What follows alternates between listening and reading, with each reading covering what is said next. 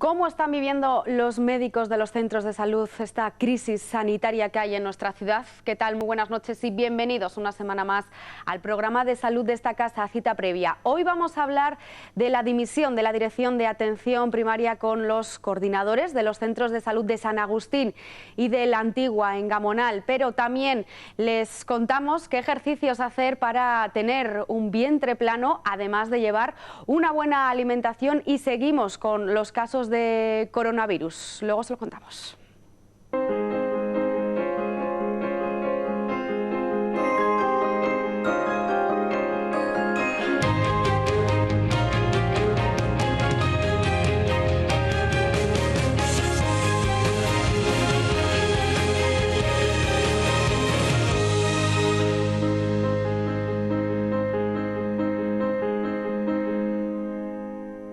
Atención primaria. Tanto la directora médico como el gerente de atención primaria de Burgos dimiten de sus cargos. Es la noticia con la que nos levantábamos esta mañana. Un equipo que no lleva ni un año en el cargo de la dirección y bueno, pues la incompatibilidad con la actividad privada de Pilar, de la directora médico, ha sido una de las razones por las que ha llevado a su dimisión.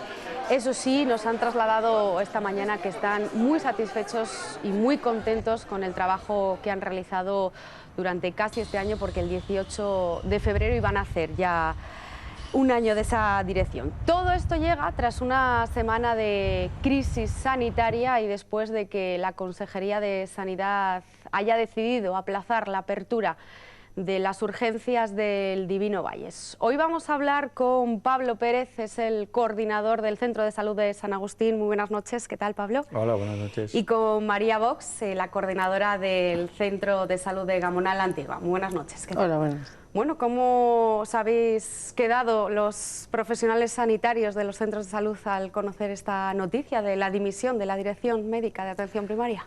Bueno, la verdad es que nos hemos enterado, igual que vosotros, igual que la mayoría de la población, pues esta mañana cuando yo me he levantado, cuando nos hemos levantado, teníamos un WhatsApp que nos informaba de que había dimitido nuestra directora médica y el gerente ayer.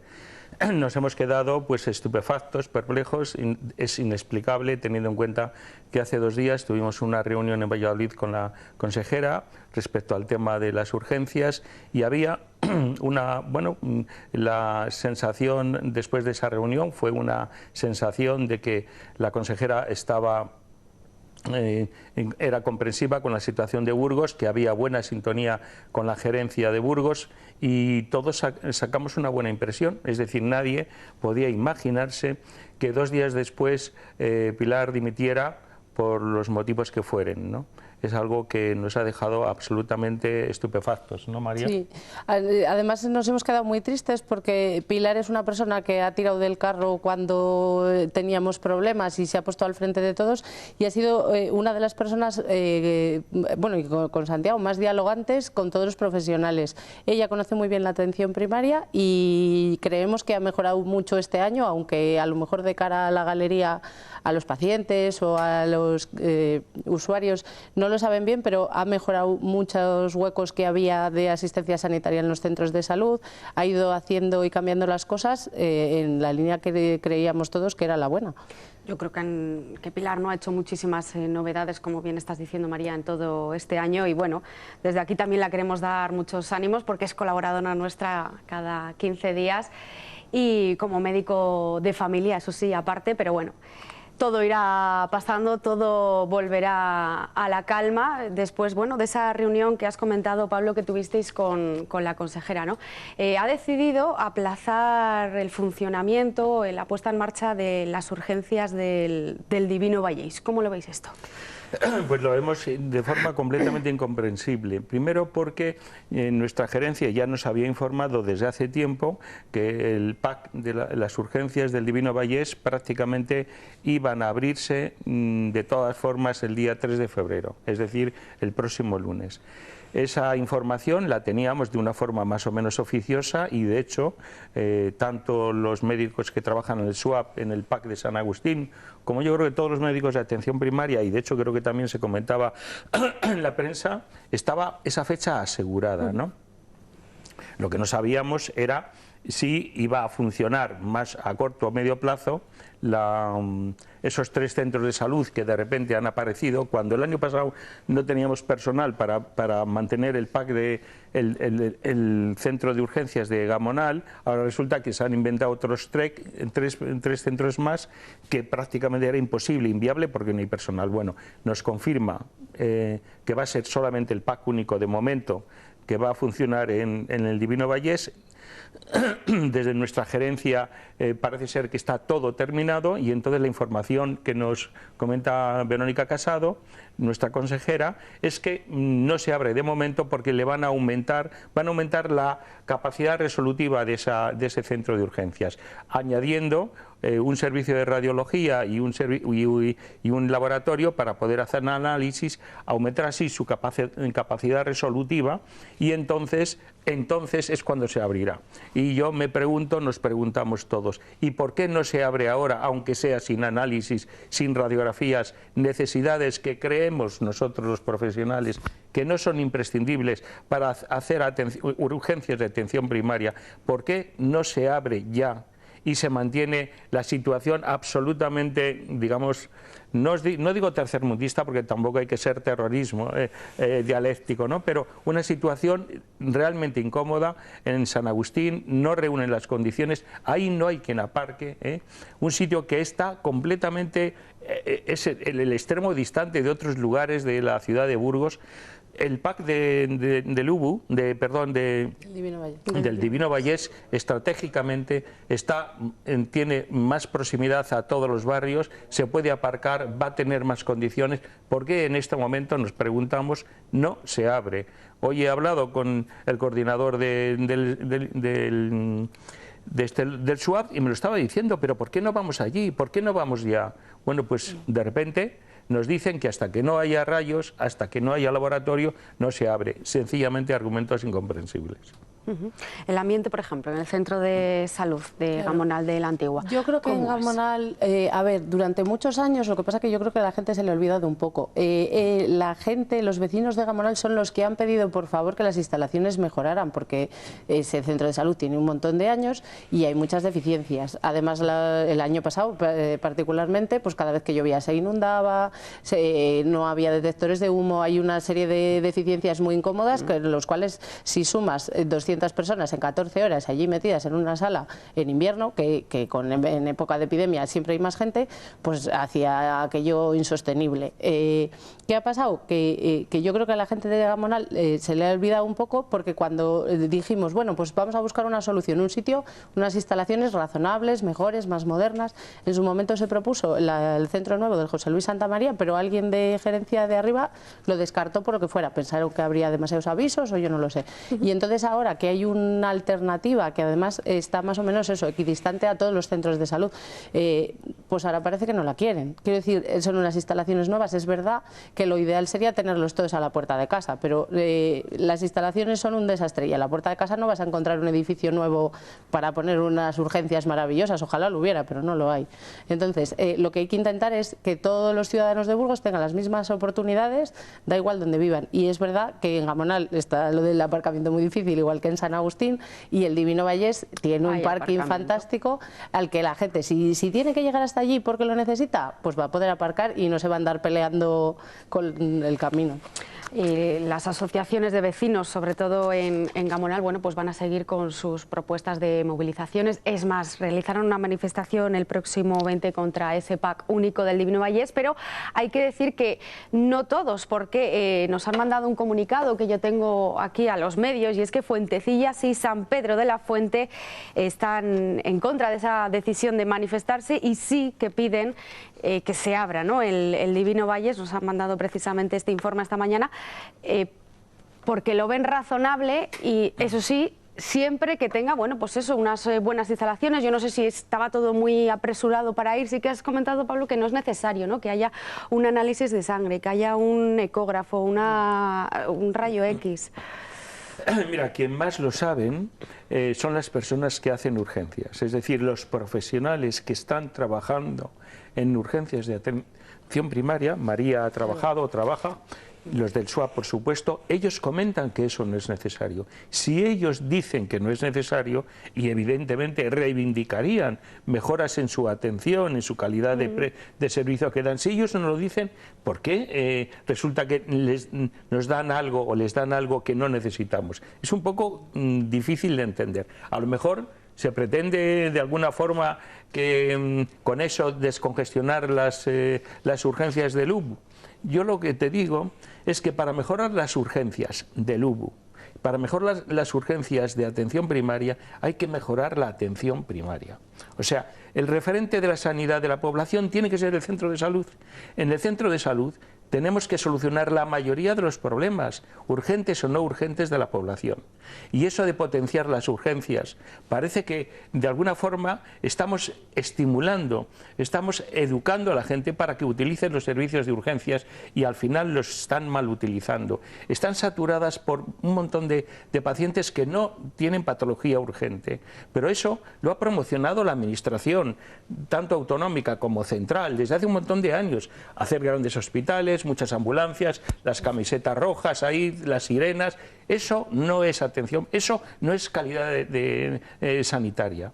La atención primaria puede solucionar el 90% de las patologías. Si potenciamos los centros de salud, se despoblan las urgencias y tenemos capacidad resolutiva para hacerlo. Pero hay que potenciar más los centros de salud. Si yo soluciono los problemas, no mando nada a urgencias. Lo que pasa es que si hay listas de espera, porque hay muchos, desde luego en Gabonal y en San Agustín, nadie no es atendido, vaya por el motivo que vaya, ¿no? Si necesita una atención. Pero si damos listas de espera para ver en la atención primaria 3 y 4 días, evidentemente van a urgencias porque le ven de forma inmediata, ¿no? Entonces yo creo que el objetivo es potenciar los centros de salud, que seamos más resolutivos y ya verán como las urgencias deja la gente de asistir, ¿no? Claro, lo que pasa es que la gente me voy a incluir, ¿no? Porque tenemos educación en ese sentido, porque mucha gente que dice, bueno, pues ahora para ir al Divino Valles me voy al UBU. Pero no sería... Pero son con los comentarios, ¿no?, que la gente hace. El problema es que nosotros, como médicos de atención primaria, estamos convencidos de que es que la gente no confía en la atención primaria como confiamos nosotros. Te sorprendería, claro, hay muchísima gente de mucha edad, a lo mejor pues personas mayores, con muchas patologías, que claro, tienen a su médico de cabecera como el de antes, de referencia. Ahora hay muchísima gente que va a urgencias del UBU directamente, de 20, 30 años, que le preguntas qué día de tarde tienes un médico de cabecera y no tiene ni idea, cuando todo el mundo en Burgos desde hace un montón de años tiene el mismo horario, de 4 mañanas y 1 tarde. No saben ni qué, o sea, ni el médico que es, una hora que les apetece o que les pilla bien o qué tal, y dicen, en esta puedo, y entonces ni se esmeran en intentar pedir cita en el centro de salud. Por otra parte, claro, los centros de salud tienen que funcionar, pero si hay unas urgencias de primaria que tiene que haber para que la gente vaya allí en vez de ir a una urgencias del hospital a cosas que a lo mejor no son necesarias, tienen que tener unas condiciones decentes, y ninguna de las instalaciones ni de Gamonal ni de San Agustín han estado decentes los últimos años. Yo pertenezco a un colectivo que, bueno, ahora ya no, pero me sigo sintiendo así, de médicos de área, que es un contrato de muchas horas al año en los que han metido un montón de gente interina para intentar achuchar a toda la gente y hacerles trabajar más para poder sacar las urgencias adelante. Durante los últimos 15 años no se ha notado que faltaban médicos porque apretaban a los de dentro. Entonces, en vez de 1.600 horas teníamos 2.300, que sí, que las hemos firmado, pero eran de cualquier manera, por la mañana y por la tarde, de repente por la noche te llamaban y tenías que ir corriendo y no se aceptaba un no por respuesta y tenías que ir. Entonces la gente de la calle no ha notado que faltaban médicos. ¿Qué ha pasado? Que 10 años después hemos cambiado un contrato un poquitín menos malo, que también hemos hecho guardias, pero de otra manera. Y entonces se nota porque hay 700 horas cada uno de diferencia, y todos esos médicos son los que faltan ahora, porque no han contratado ninguno más. Y hay muchísimos médicos que están en edad de jubilarse, y si no prevés a cierto plazo traer más gente, pues nos vamos a quedar los 4 de aquí. Hay un grave problema, ¿no?, con la falta de personal sanitario, ya sin decir los pediatras en los centros de salud, porque ya todavía se agrava muchísimo más la situación. Vamos a recordar, eso sí, el centro de salud, el PAC de San Agustín, ¿cuándo está abierto? Porque yo creo que la gente todavía sigue despistada, incluso se va al UBU, ¿no?, a las urgencias.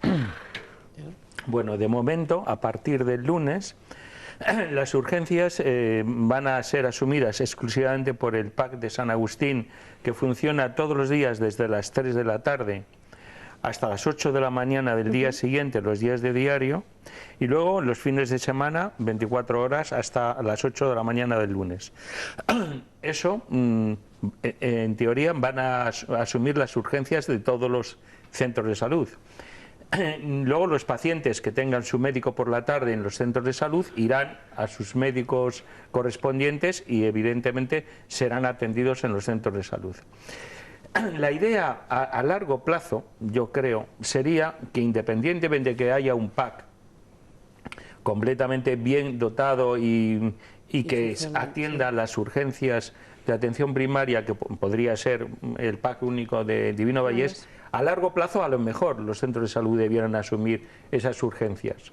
A largo plazo, es decir, hasta las 8 de la tarde asumir cada centro de salud las urgencias de su área. Ahora de momento es imposible porque no hay médicos, ¿no? Y la falta de médicos es un tema que no ha venido de la noche a la mañana, es decir, esto lo veía, vamos, un ciego, María, ¿no? Sí. ¿Y por qué no hay médicos? Tampoco es porque no salgan demasiados médicos, que salen pocos médicos en la facultad, porque ahora para ser médico necesitas ser un portento intelectual, con un expediente académico impresionante, que yo creo que la mayoría de los que estamos aquí no hubiésemos sido médicos si se hubiese pedido ese requisito, ¿no? Porque la mayoría de los médicos, lógicamente, cuando acaban la universidad, el grado, tienen que hacer un MIR, ¿no? Ese MIR hay que ampliar las plazas para que todos los médicos que acaben en la facultad puedan hacer un MIR.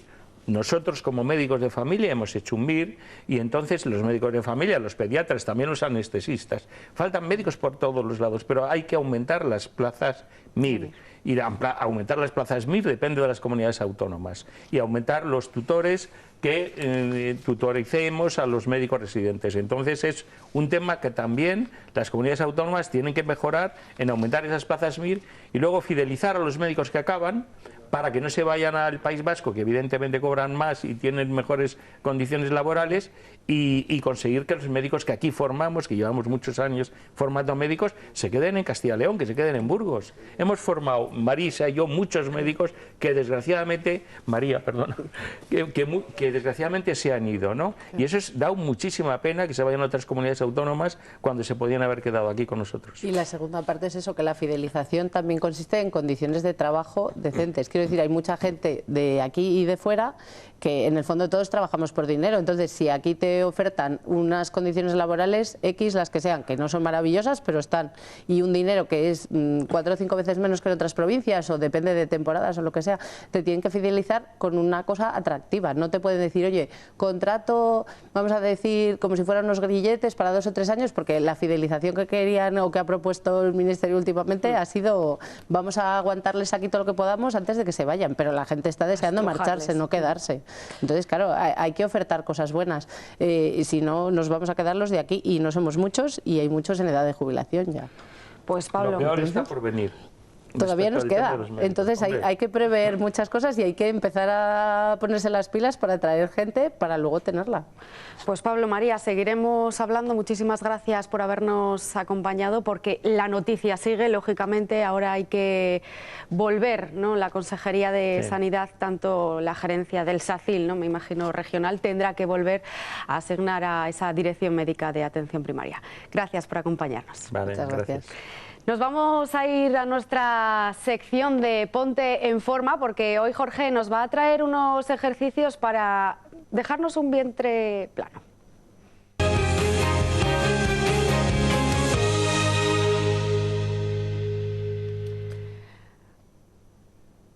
Pues ya está aquí con nosotros nuestra dietista Ana Mate. Muy buenas noches, Ana, ¿qué tal? Buenas noches, Verónica, muy bien. Hoy vamos a hablar de un mito que luego se lo vamos a contar, una frase que es muy conocida por todos, y vamos a ver si es cierto o no. Pero vamos a intentar bajar barriga, que no sé si se puede conseguir, Ana, con un poco de alimentación, ejercicio. Por supuesto se puede conseguir, pero que hay que hacer esfuerzo y disciplina, que no es gratuito el bajar grasa a nivel abdominal. Pues nos vas a dar unos consejos consejos ahora en un par de minutitos de alimentación, pero antes vamos a ver a Jorge. Pónganse ya en casa a estirar, porque fíjense en estos 6 ejercicios que nos indica ¿para qué? Pues para tener el vientre plano. Hola, muy buenas, soy Jorge Rueda, preparador físico y entrenador personal. Esta vez vamos a hablar sobre diferentes estrategias que podemos tomar para como objetivo reducción de grasa corporal. Entonces, para ello vamos a utilizar un circuito en el que en vez de tiempo vamos a estar focalizados en repeticiones de diferentes ejercicios. Vamos a hacer un trabajo continuo en circuito. Entonces, nuestro objetivo es utilizar la mayor parte del cuerpo posible. Así intentamos aumentar más el gasto calórico. Sobre todo trabajar fuerza. La fuerza a largo plazo va a ayudarnos a la reducción de grasa y sobre todo también al aumento de masa muscular. Esto no es un camino corto que se haga en unas 2 semanas, sino es un hábito, como siempre decimos, que tenemos que tener a lo largo del tiempo. Voy a pasar a explicar el circuito de hoy, los diferentes ejercicios. El primero, vamos a hacer sentadilla con zancada, ¿vale? Y lo hacemos durante 6 a 10 repeticiones. Luego pasamos a un ejercicio de abdomen en posición de flexión o con rodillas apoyadas. Este sería el nivel 1. A través de mantener la espalda recta, subimos brazo, brazo, brazo, pierna. Nivel 2, brazo, brazo, siempre manteniendo esta curvatura de la espalda. Después del segundo ejercicio vamos a pasar a uno de tren superior. Con foco en tren superior podemos hacer flexiones con rodillas apoyadas, nivel 1, sin rodillas apoyadas, ¿vale? Y vamos a añadirle que cada flexión ponemos en posición y andamos 2 pasos. Flexión, posición, andamos 2 pasos. Pasamos al último ejercicio para trabajar en toda la zona del abdomen, de estabilidad central. Entonces, cuello relajado, ¿vale? Desde aquí buscamos apretar ligeramente el suelo y movemos una pierna siempre con la misma presión, toca el suelo y vuelve. Sería nivel 1. Nivel 2, hacemos pierna con brazo contrario. Entonces, desde aquí, muy importante, controlar la respiración durante todo el movimiento. De estos 4 ejercicios vamos a hacer unas 10-12 repeticiones durante 4 o 5 series. Muy importante al principio, poco a poco, hacemos 2 series, siguiente día hacemos 3, siempre estableciéndonos los objetivos. Como siempre decimos, es un proceso a largo plazo y hay que ir progresando poco a poco. Estos ejercicios se ha visto que se puede hacer incluso en casa, no tendréis ningún problema, no hace falta material. Muchas gracias.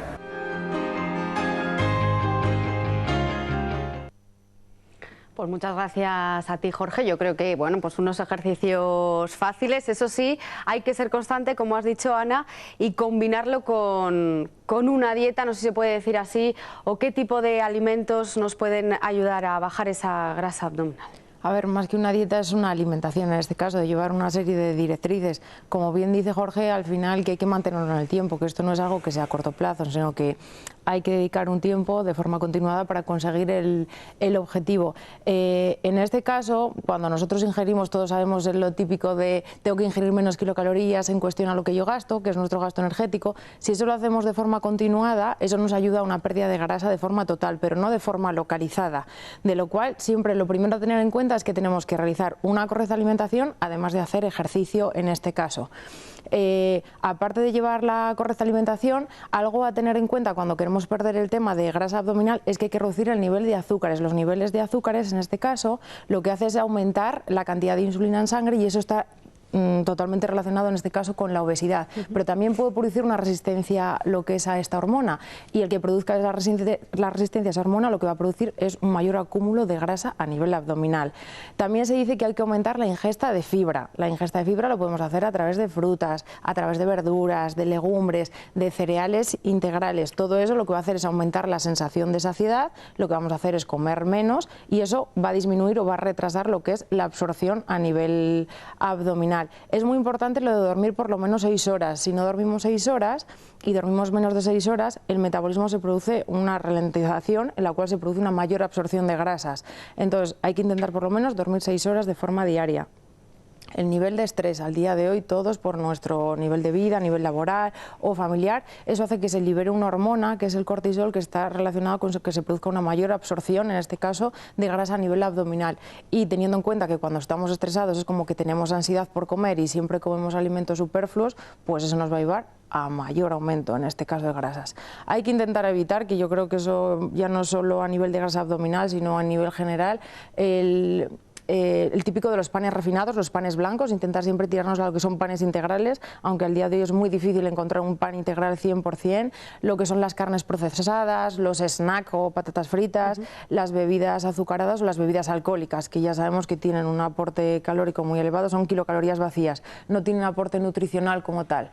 Entonces, que lo primero es una correcta alimentación acompañado de hacer deporte, intentar limitar esos alimentos que hemos dicho ahora e intentar fomentar lo que es una alimentación saludable, sobre todo haciendo eje hincapié en lo que son las verduras, las hortalizas, los cereales integrales, los frutos secos y también los yogures, pero todo lo que decimos como siempre, en su justa medida, que no puede ser ahora simplemente voy a comer eso y voy a reducir el resto de consumo de otros alimentos que también son importantes. Bueno, pues si lo quiere conseguir, yo creo que de aquí a verano con esos ejercicios y con esta alimentación algo se podrá hacer, ¿no? Bueno, pues eso se puede hacer, pero que es eso, que al final es pues poner esfuerzo y adquirir una disciplina de forma continuada. Algo en lo que a veces discutimos mucho, Ana, es de si el pan y cenar, mejor dicho, pan o hidratos de carbono nos engordan por la noche, porque nos vamos a dormir. ¿Esto es cierto? A ver, eso depende también de qué tipo de hidrato de carbono. Cuando tú cenas algo de hidrato de carbono es no voy a hacer ejercicio, es un momento de sedentarismo, esto me va a engordar. Es lo primero que todos pensamos, ¿no? Pero hay que tener en cuenta que el hidrato de carbono de por sí es algo que es necesario para un correcto funcionamiento de nuestro metabolismo y este macronutriente, igual que otro, se puede convertir en grasa siempre y cuando lo comamos de forma excesiva. Entonces hay que tener en cuenta no tanto el si comemos o no comemos hidratos de carbono, sino la cantidad y la calidad de ese hidrato de carbono que comemos. No es lo mismo el que tú te cenes una pizza, el que tú te cenes una ensalada, en este caso con arroz. Entonces, ¿espaguetis, por ejemplo? ¿Pangarrones se pueden cenar? A ver, se pueden cenar, ¿pasta, vamos? pero desde aquí te digo que tendría que ser integral, porque estamos hablando que no deja de ser un alimento procesado, o sea, está elaborado con ciertas harinas. Las harinas refinadas al final están almidonadas y pierden todas sus propiedades nutricionales. Sin embargo, si tú coges una pasta integral, estamos hablando que se hace con harinas integrales, por tanto se mantiene en este caso la fibra, el germen y el salvado, que es lo que nos produce esa sensación de saciedad. Al día de hoy hay estudios científicos que lo demuestran, que mientras tú tengas una correcta repartición de kilocalorías y hidratos a lo largo del día, da igual en qué momento lo metas, sino que lo importante es la cantidad y la calidad de ese hidrato de carbono. Hay que pensar que el hidrato de carbono es nuestra energía, es nuestro combustible, igual que para un coche, y nuestro cuerpo lo que hace es acumular la energía de dos maneras diferentes. Una, que es el glucógeno, que es la reserva energética que tenemos a nivel muscular o a nivel hepático, y otro, que es la grasa como tal, la que todos conocemos. Inicialmente, cuando nosotros metemos energía, nuestro cuerpo la acumula a nivel de glucógeno. Pero ¿qué pasa? Que eso tiene un límite y cuando llega al tope, nuestro metabolismo lo que hace es guardarlo como materia grasa, entonces lo que nos produce es ascenso de peso. Entonces, que no pasa nada por cenar hidratos de carbono, siempre haya una correcta distribución de forma diaria, no abusar durante todo el día, pero que si en vez de comerlo y abusar más por la comida, vas a abusar por la noche, pero que es un hidrato de carbono saludable, se puede hacer porque al día de hoy está demostrado científicamente que no engorda. Que la gente que dice, no ceno yo pasta porque engorda. No, pero que si tiene que ir a por pasta integral, la pasta blanca yo sí que la evitaría, porque eso sí que al final no deja de ser un alimento refinado que sí que puede producir una mayor absorción de grasas. Pues duda resuelta. Ana, muchas gracias como siempre por acompañarnos. Gracias a ti, Vero. Nosotros nos vamos a ir despidiendo, no antes sin hablarles del coronavirus, y es que la Organización Mundial de la Salud ha decretado ya el estado de emergencia mundial de este virus. Sin embargo, los expertos en epidemias afirman que la letalidad del coronavirus es de tan solo de un 3% y que ya está activado el protocolo de actuación en toda España. Ya son 9.000 las personas afectadas por el coronavirus y más de 200 las personas fallecidas en China. La Organización Mundial de la Salud ya ha declarado el nivel de emergencia global. De una nueva enfermedad, una nueva zoonosis, y aquí tiene protagonismo un concepto nuevo que se llama una salud, One Health, y quiere decir One Health la imbricación que hay entre la salud humana, animal y el medio ambiente. En total son 14 países afectados, por ello el Ministerio ha activado un plan de protocolo que han adoptado todas las comunidades autónomas. Para que se active, la persona ha tenido que estar en contacto con un enfermo confirmado y tener un cuadro respiratorio grave. Se trasladaría con una ambulancia con todas las medidas preventivas adecuadas para trasladarle a los servicios de urgencias en una habitación aislada con mascarilla al paciente, y se tomarían muestras faríngeas o de esputo, de suero y otras muestras para en bajada onda poder confirmar o descartar el caso. Las personas más vulnerables al virus son las mayores de 65 años. En principio se estima que tiene una letalidad de un 3%, que el riesgo está en la zona cero, que es Wuhan, y que podemos tener casos, pero que tenemos las herramientas y el protocolo para poder controlar, adoptar las medidas preventivas y de control. Este protocolo se irá adaptando en función de la evolución del coronavirus. De que exageró la epidemia de 2009. Pues para poder hacer frente a posibles casos de infección por el coronavirus, el Hospital Universitario de Burgos cuenta ahora mismo con 2 camas de aislamiento por planta para que puedan ser utilizadas ante alguna sospecha, una medida epidemiológica que puso en marcha la Consejería de Sanidad esta semana.